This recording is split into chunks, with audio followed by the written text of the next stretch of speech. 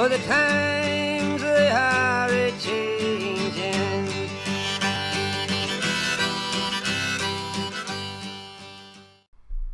Yes, Bob Dylan is right.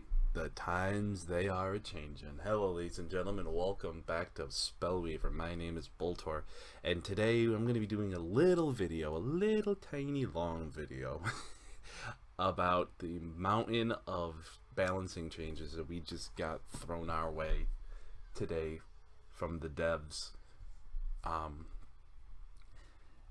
won't be talking about the 6 new heroes we just got in this video. That'll be a separate video that I'll be doing later today.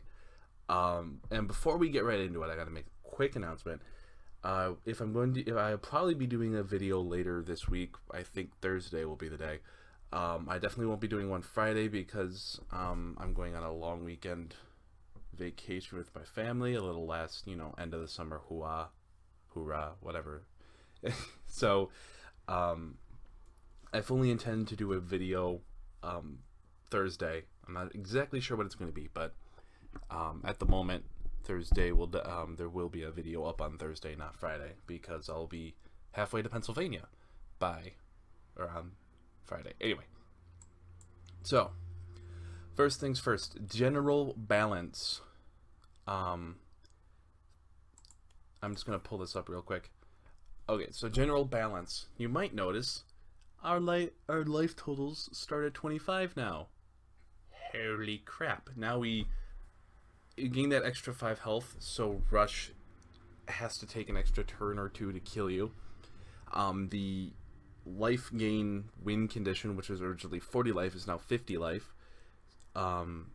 I'm going to actually be experimenting with that quite a bit because one of my favorite decks to play were life gain decks. So I'm going to be experimenting with the life gain win condition now very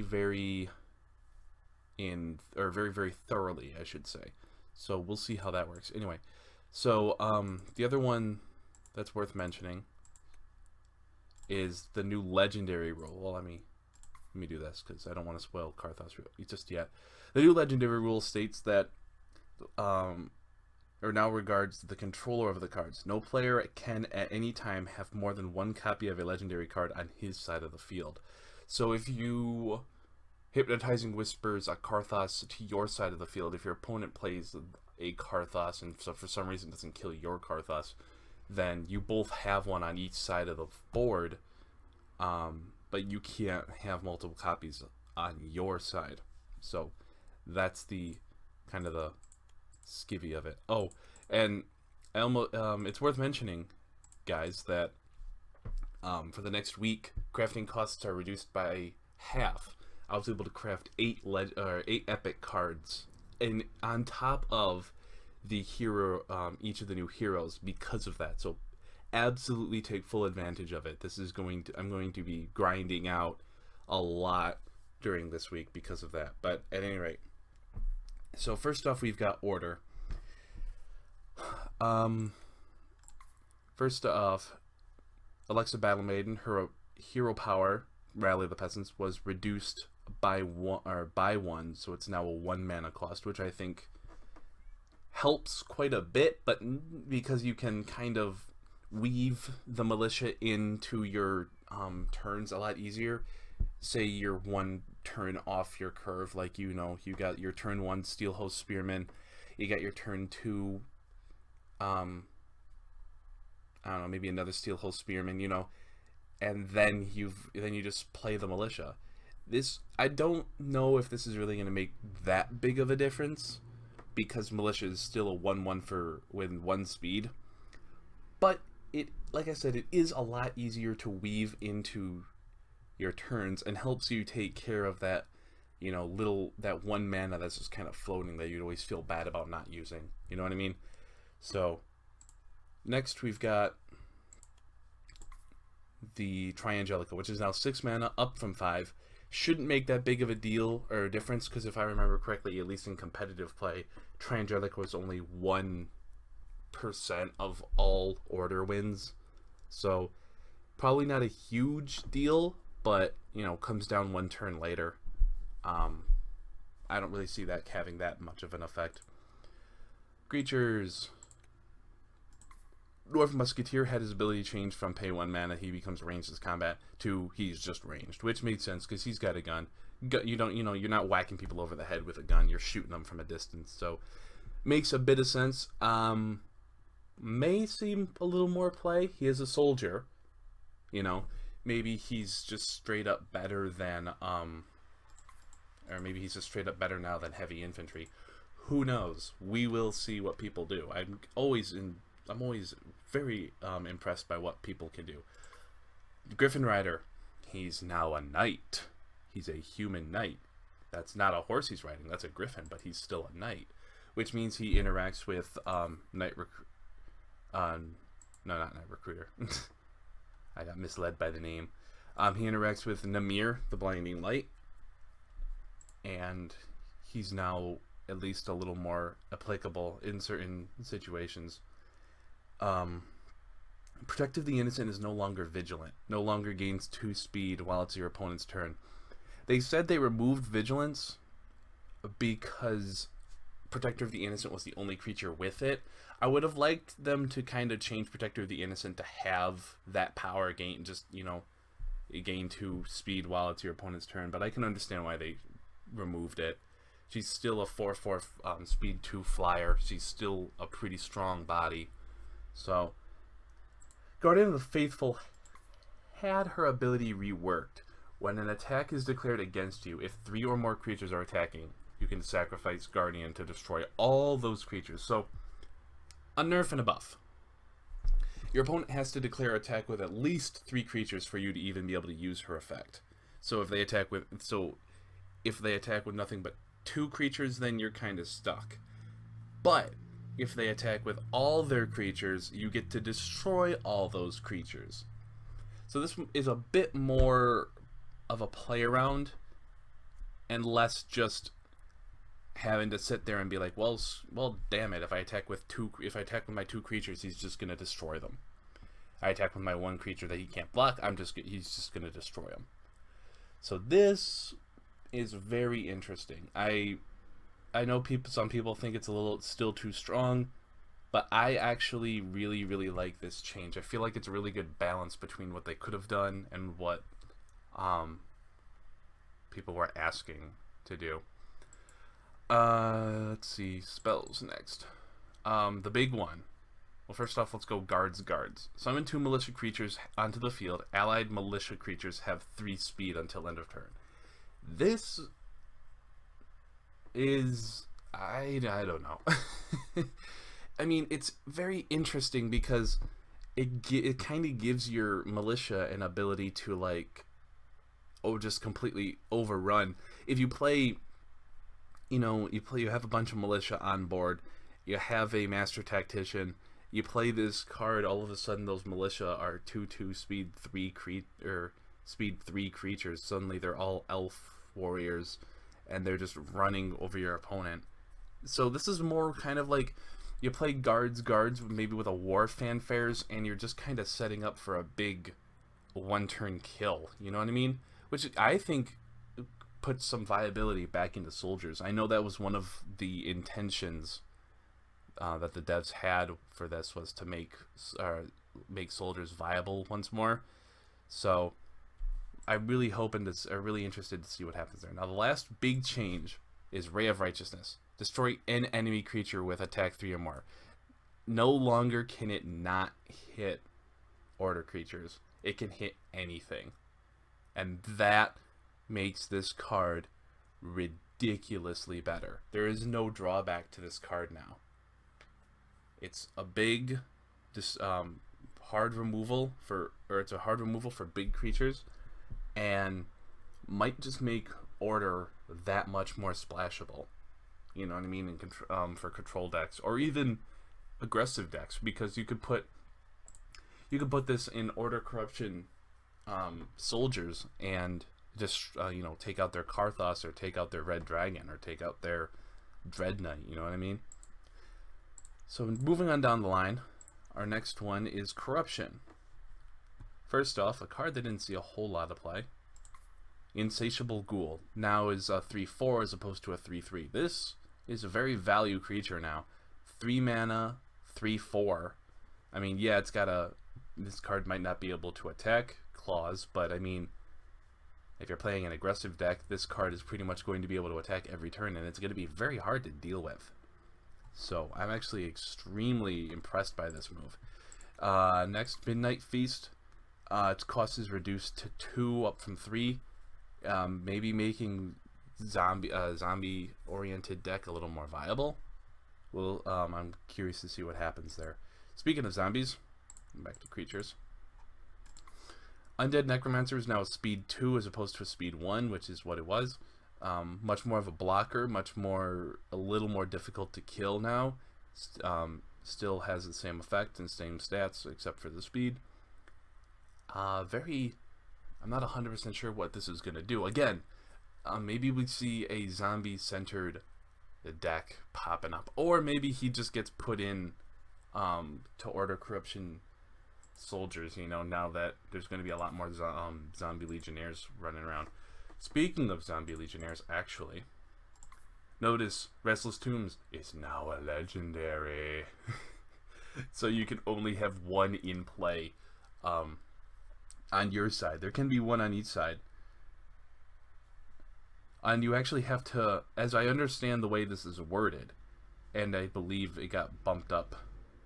Yeah, it got bumped up 1 mana. It was originally a 2 corruption. This one, you have to activate it. It's not automatic.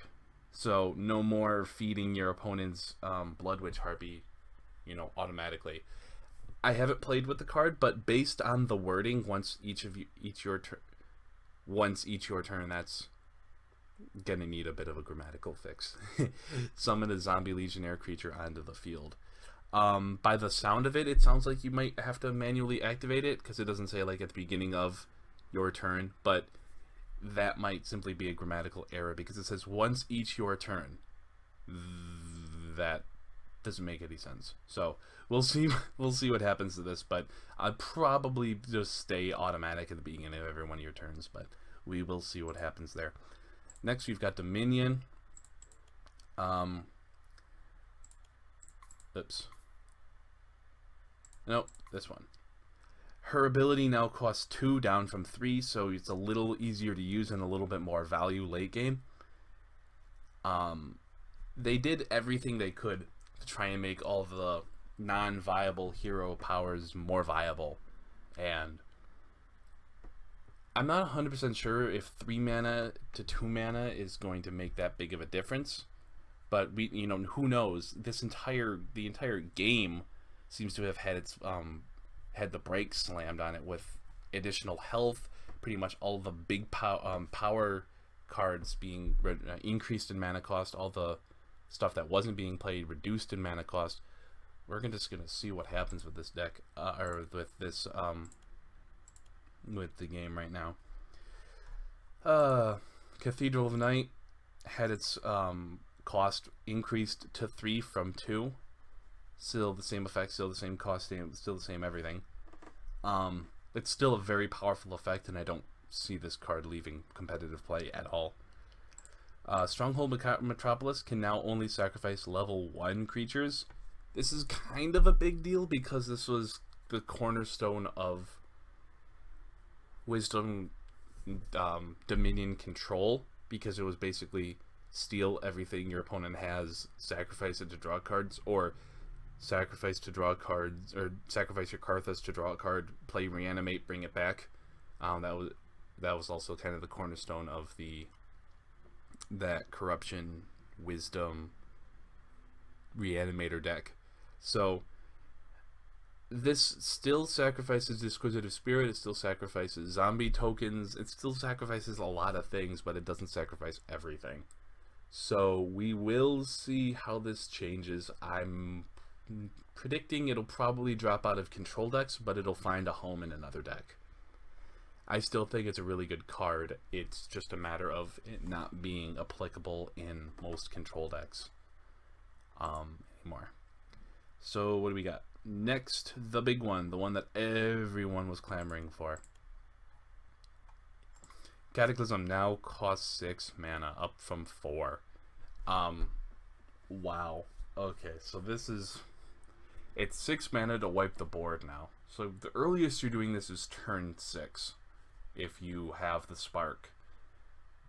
We'll see if this is still big, early enough to kind of deal with aggro. But then again, I'll be getting to other aspects in a second, but it seems like aggro kind of got slowed down. It seems like hyper aggressive decks are just going to peter out and die during the course of the game, whereas a sustained aggro, playing a little more conservatively and a little more intelligently, is going to be the way to go. That's a good thing, but it's interesting how they would make this 6 mana instead of perhaps 5. Don't remember reading. I haven't read the backup or the explanation for the Cataclysm change yet. It'll be interesting to see it.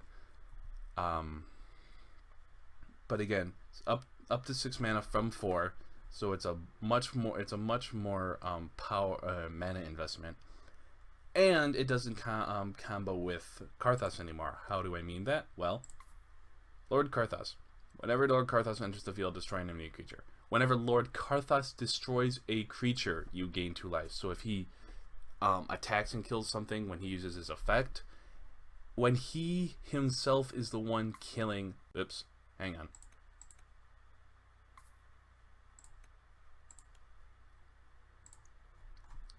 When Karthas himself is the one killing the effect, or killing the creature, then you gain the life. So he has to be involved in either the combat or his effect, or I don't know, someone will probably come up with some other kind of weird combo for him. But if we get a card kind of like if you put Murderous Instinct on him, and if they come out with some kind of a power like an implant that allows you to ping something for 1 damage, then then he'll gain the effect, or then he'll gain the life. But at any rate, I feel like he's still the strong creature in the game because of his first effect. When Lord Karthas enters the field, destroy an enemy creature. That's what makes him powerful, not the gain life. The gain life always helped, but it's his raw removal power. He's a 4/4 body that kills something when you play him. He's still probably the strongest creature in the game. He doesn't combo with Cataclysm anymore, but that was never really... that's never really the major reason you played him. The major reason you played him is because he kills something when you play him. That's what made Karthas the best card in the game, and he's probably still the best card in the game. Now, before we move on to Wisdom, last thing. Vampirism. At the start of your turn, lose 3 life. So, no matter what, you could have no creatures on board, you'll still lose the 3 life. During your turn, creatures you control, this whole thing never changed. But you lose 3 life instead of 1 life per creature you control. This prevents you from playing Vampirism with like 2 Lamps of Fears on play, activating them, attacking with them, and having them turned back into artifacts before Vampirism triggers. You're still going to lose the life.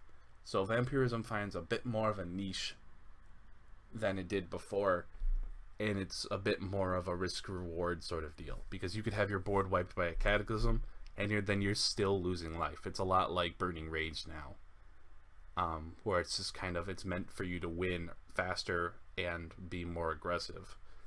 But I still think it's a really good card. I still think it's going to find its place in a deck. I'm just not 100% sure that deck is still going to be Vamp Lamp. Anyway, moving on to Wisdom. So first off, Charged Alright now starts with 0 energy instead of 1. This kind of slows down the energy combo decks. This kind of makes it so that you can't go turn 1, Charged Alright, turn 2, Charged Alright, and then turn 3, like Force Mage Protector into, or next turn Foundry Engineers, have them have like 5 energy, pump out 2 golems immediately. You know what I mean? Probably not a big deal, but it is kind of along that line of slowing the game down, which is which we've been talking about. Next, Thalamic Reflector. had its activation cost reduced to 2, up, which was originally at 3. So originally you had to pay 3 mana to choose an action card in your graveyard and replay it.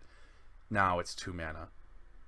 I don't remember when this card was changed to 3 mana, because I seem to recall it pretty much always being 2 mana, but that's just me. I'm probably wrong. That's just kind of how I remember it, but again, my memory's not what it used to be. Contraptionist is now a level 1 creature, and it only puts the artifact into your hand. It doesn't take the Obelisk of Unity and put it immediately into play, or the Overcharger and put it immediately into play. It's still a good card because it's still going to search out that artifact that you need, but it doesn't automatically put it into play, which there was actually a change to Obelisk of Unity that we're going to be looking into here in a second that makes this change all the more interesting. Next, Force Wielder is now level 1, and its power only converts up to 4 mana. So we can't, play her, put 10 mana worth of energy into your Foundry Engineer and then pump out a bunch of golems. She does have a limit now, which I think is kind of interesting. And we'll see what exactly stems out of this. She wasn't exactly too powerful before, but it's always it's always interesting to see what people do with cards like this. I don't think this was her original flavor text. The fastest way to charge your Cell Gnome. Cell Gnomes. That's a weird concept to think about. Let's see. Next we've got, let me go on to this one. Obelisk Unity. Do you notice anything different? I kind of noticed something different about it. It's a legendary. You can only have 1 Obelisk of Unity in play now. At a time. Ooh. So no more, playing all Wisdom and having Words of Graces or Cataclysms just come out of nowhere. Now it's pretty much just having to invest in all but one of your levels into something, which is interesting because with that one level, now you can be a little more flexible, I suppose, in sense that you can play cards or spells that are only of 1 level or one level of that aspect, and potentially changes things because it's still a cantrip when you play it, and because you can only have 1 in play, it forces you to play a little more committed to certain aspects, but it still allows you for a little bit of mana fixing or aspect fixing, and it still lets you be a little creative with your splashing. And I'm very, very, very curious to see what happens with this card. I still think it's a very strong card. I still think it's really good. I just don't think people are going to be able to abuse it anymore. Next one is a spell, not disarm. Where is it? There it is. Astral Dive. Up to 2 cards gain 2 energy, as opposed to all cards you control gain 1 energy. Draw a card. It's now a 3 mana spell instead of a 1 mana spell, and it's very interesting. Again, there seem to be a big changes to the energy combo engine in Wisdom, which I wasn't even aware was kind of an issue, or not an issue, a thing. I don't know. You guys get what I'm saying. Oh, and Obelisk Unity is also a rare now, whereas it's now a rare up from an uncommon. So a lot of changes to the whole energy aspect of Wisdom, and I'm very curious to see what happens here, because will you stop messaging me stuff? I don't care. Sorry, that was my phone. And I'm just really curious to see what kind of comes out of all the changes to energy and such. Speaking of changes to energy, Force Field was demoted from a rare to an uncommon because it wasn't really seeing any play. But it's just because it was a little too slow back in the old metagame. But now with the new slower metagame, maybe it'll find a place. Maybe it's one of the best cards in the game now. Nothing changed with Electrostatic Storm. Let's see, next. Oh, the big one. Jarell's Silencer. His energy decreased to 5 from 6. So, this is a card that I didn't think was going to do a whole lot of anything, but then suddenly became one of the top cards in the meta. And so it's going to be a little easier for people to deal with and a little harder for people to just kind of sit behind and win the game with, because it's got 5 energy up or down from 6. You can still play Cataclysm around this card. This card cannot stab Cataclysm, as I understand it, whenever an enemy hero... Oh, well, Cataclysm now destroys Jarell's Silencer, as I understand it. So... excuse me. Maybe, just maybe this it'll be a little easier to play around. It seems like it will be, because in essence it will be, because it's less energy and it can't gain the energy back, so it's kind of ease it up and it's gone. Alright, so next we've got Nature and Rage, which only had one change per a card.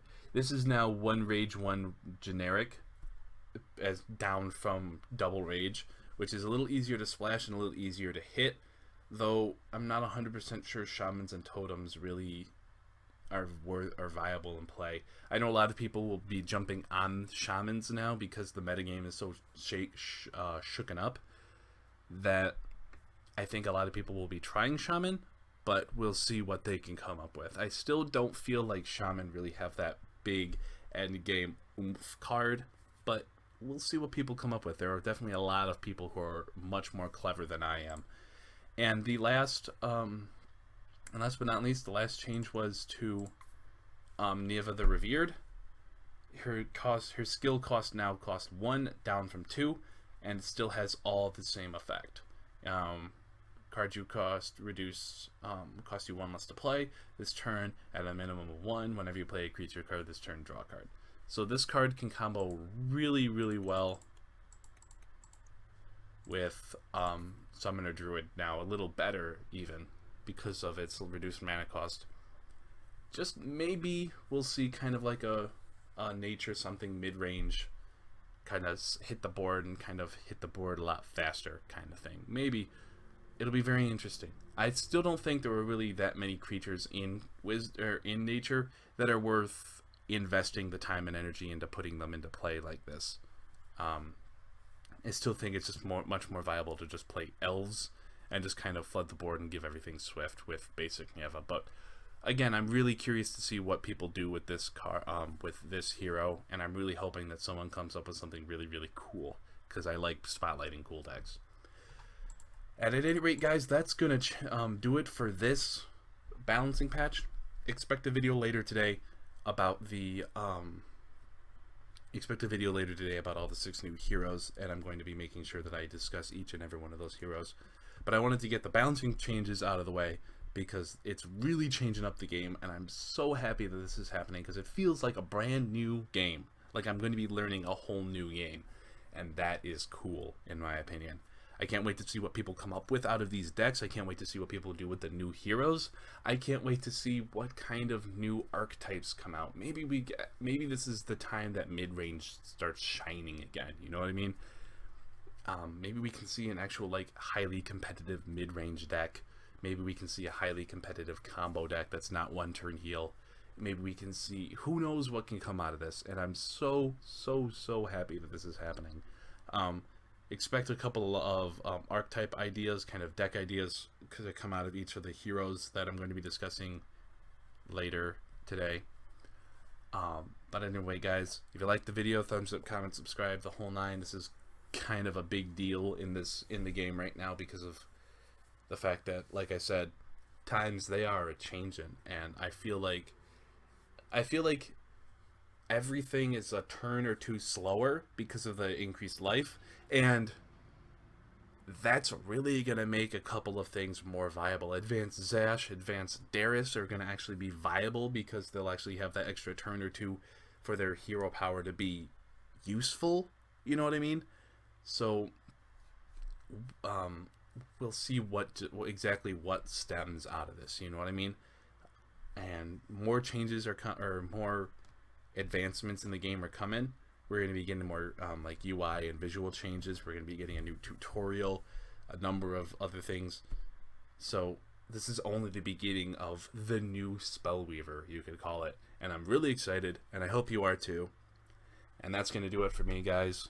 May the cards rise to meet you, and bring good RNG to your enemies.